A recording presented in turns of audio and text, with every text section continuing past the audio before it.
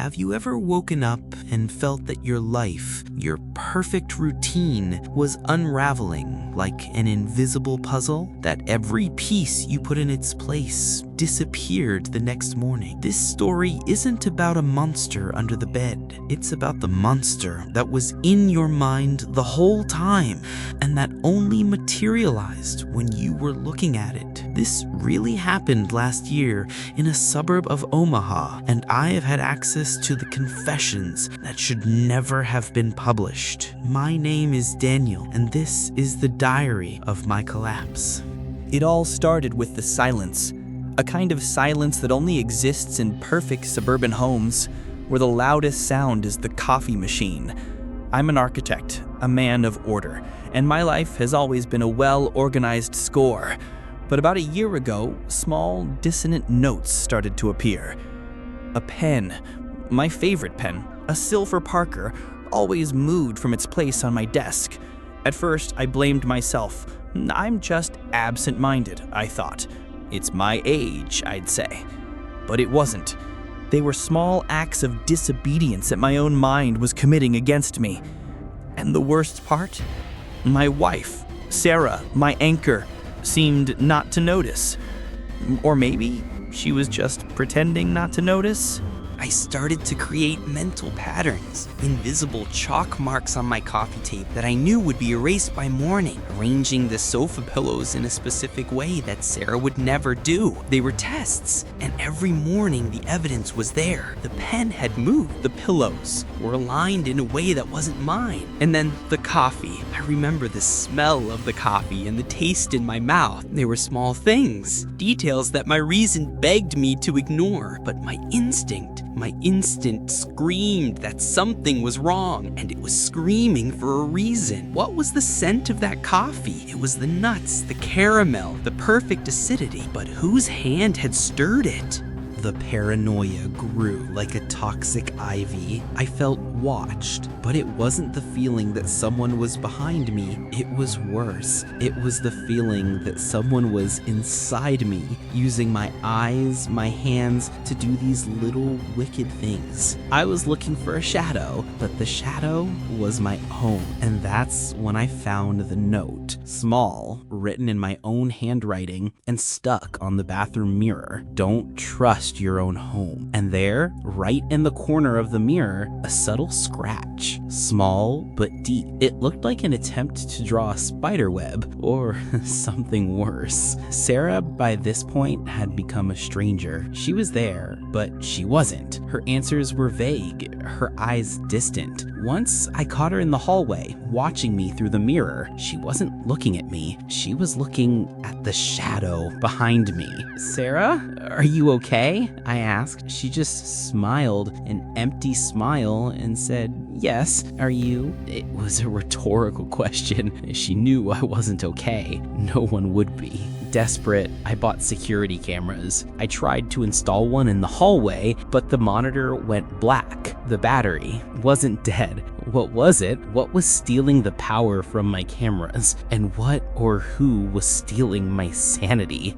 And so far, what do you think is really happening? Leave your theory in the comments. The cameras failed, but I didn't give up. I found an old voice recorder, one of those cassette ones, and hid it behind a bookshelf. Finally, I would have the proof I needed. I left it on all night. The next day, with trembling hands, I rewound the tape. I listened. The sound of our breathing, the creaks of the house, the absolute silence. And then, the sound I'll never forget came. A whisper. It wasn't Sarah's whisper. It was a harsh, almost mechanical sound coming from inside the walls. The voice repeated my name and something else. Something I couldn't understand, but which terrified my brain in a primal way. I ran to the kitchen where Sarah was and played the audio for her. "What is this?" I yelled, with the tape in my hand. Her reaction was wasn't shock or fear. She just sighed, turned to me, and confessed. Daniel, it was me. I was the one who moved the pen. I was the one who wrote the note on the mirror. I was testing you, testing your sanity to see if you would notice what was happening, to see if you would notice that I fell in love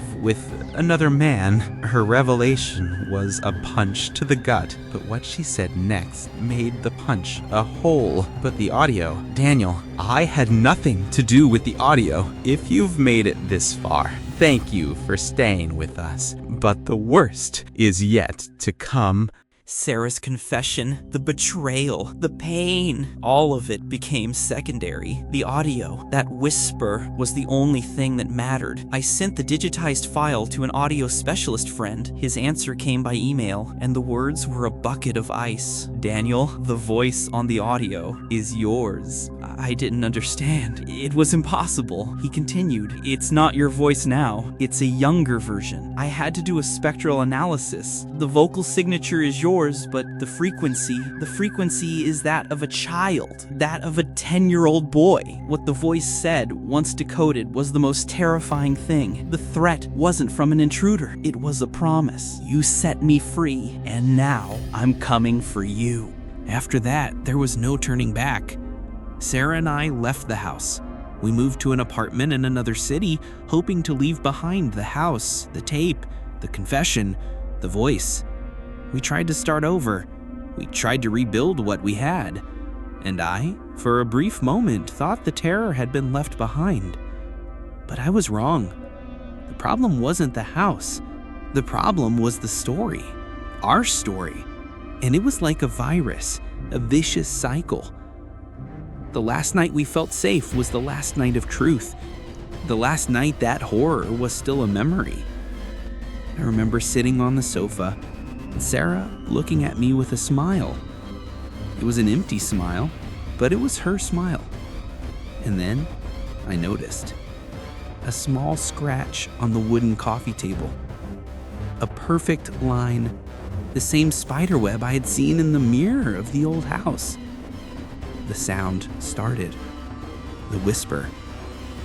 It wasn't coming from the walls. It wasn't coming from the audio. I got up and ran to the bathroom, and I looked at myself in the mirror, and there, in my own image, I saw my mouth move, and I saw my own face whispering, the voice of a 10-year-old boy. It was me. I was the whisper. The monster wasn't inside the house. He was inside me. And he had just woken up. The real question isn't what's out there, but what's in here? Because the monster doesn't hide in the shadows, it hides in your own voice. And now that you've heard this story, my question to you is, have you ever looked in the mirror and wondered if what's scaring you is yourself? Leave your darkest theory in the comments below. And so you don't miss any more scary and disturbing videos, make sure you're subscribed to the channel and have the bell icon turned on. If your sanity still allows it, click on the video to the side to dive into another forbidden confession.